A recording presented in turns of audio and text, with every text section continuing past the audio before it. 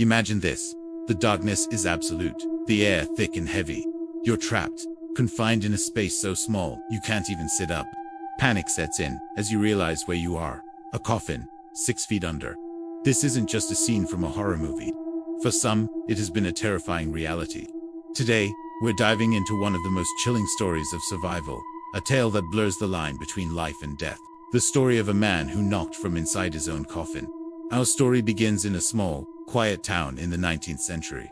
A young man named Angelo Hayes, a resident of Saint Quentin d'Archelay, France, was known for his vibrant spirit and love for motorcycles. In 1937, at the tender age of 19, Angelo's life took a tragic turn.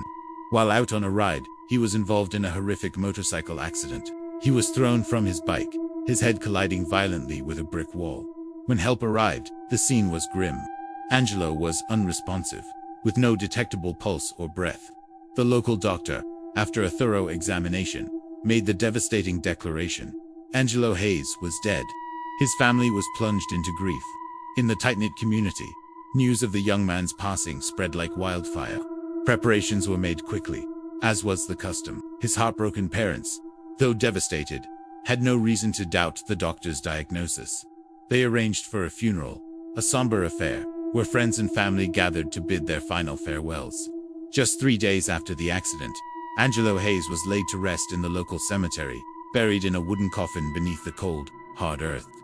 For everyone in Saint Quentin d'Archelay, the story of Angelo Hayes had come to a tragic end. But deep beneath the ground, another chapter was about to begin, one that no one could have possibly imagined. Now, this is where the story takes a turn that defies belief. 2 days after Angelo's burial, something strange started happening in a completely different city. An insurance company in Bordeaux began to review the claim for Angelo's life insurance policy. The payout was substantial, around 200,000 francs, a huge sum for the time. The insurance investigators, perhaps due to the size of the claim or a simple gut feeling, grew suspicious. Why was the family in such a hurry to bury him? Was everything as it seemed? They decided that to rule out any possibility of fraud, an exhumation was necessary. It was a drastic and unusual step, but one they felt was crucial. So, a team was dispatched to the small cemetery. Under the watchful eyes of local officials and the bewildered family, the grim task of digging up Angelo's grave began. The sound of shovels hitting dirt filled the air, a stark contrast to the usual peace of the graveyard. As they finally lifted the heavy coffin from the ground and pried open the lid, they were met with a sight that would haunt them for the rest of their lives. Angelo Hayes was not lying peacefully as he had been placed. His body was warm. His eyes were wide open with terror. The inside of the coffin lid was shredded, covered in bloody scratches. His knuckles were raw and torn. Angelo Hayes had woken up inside his own tomb. The scene was one of chaos and disbelief. The doctor who had pronounced him dead was immediately called to the scene. He quickly realized his catastrophic error.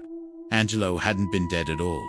He had been in a deep coma, a state so profound that all his vital signs, his breathing, his heartbeat had slowed to a level that was completely undetectable with the medical equipment available in 1937. His body had been in a state of suspended animation. The head injury from the accident had caused this unusual comatose state, effectively tricking everyone into believing he was gone. Imagine the sheer, unadulterated terror Angelo must have felt. Waking up to suffocating darkness, the smell of pine and earth, the horrifying realization of being buried alive.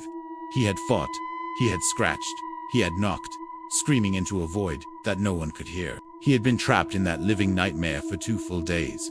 It was only by a stroke of sheer, improbable luck, the suspicion of an insurance company, that he was discovered before the limited oxygen in his coffin ran out. Angelo was rushed to the hospital.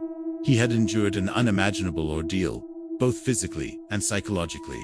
The lack of oxygen and the extreme stress had taken a toll, but incredibly, he began to recover. After several surgeries and extensive rehabilitation, Angelo Hayes slowly pieced his life back together. You might think an experience like that would break a person, leave them forever shattered. But Angelo was remarkably resilient. In fact, his brush with death turned him into something of a local and even national celebrity in France. People were fascinated by his incredible story of survival. He wasn't bitter or resentful. Instead, he embraced his second chance at life. He became a well-known figure, sharing his story and warning people about the dangers of premature burial, a very real fear in that era.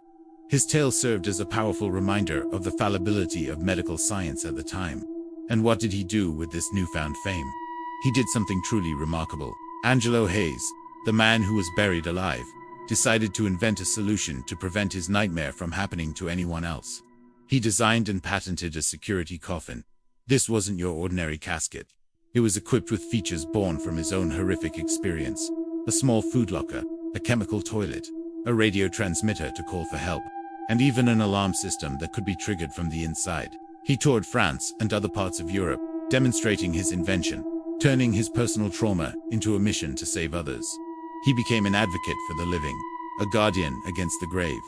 Angelo Hayes lived a full and long life after his death. He married, had a family, and continued to share his story until he passed away for good. Many, many decades later, his story is a powerful testament to the resilience of the human spirit and a chilling reminder of how thin the veil between life and death can truly be. It makes you wonder, doesn't it? How many others throughout history weren't as lucky as Angelo? It's a thought that's both fascinating and deeply unsettling. What an incredible journey from the brink of oblivion and back. It just goes to show that sometimes the most unbelievable stories are the ones that are actually true. Thank you so much for joining me on this deep dive into the astonishing life of Angelo Hayes. If you found this story as mind-blowing as I did, please hit that like button and subscribe for more incredible tales from history. And don't forget to ring the notification bell so you never miss a new video. Until next time, stay curious.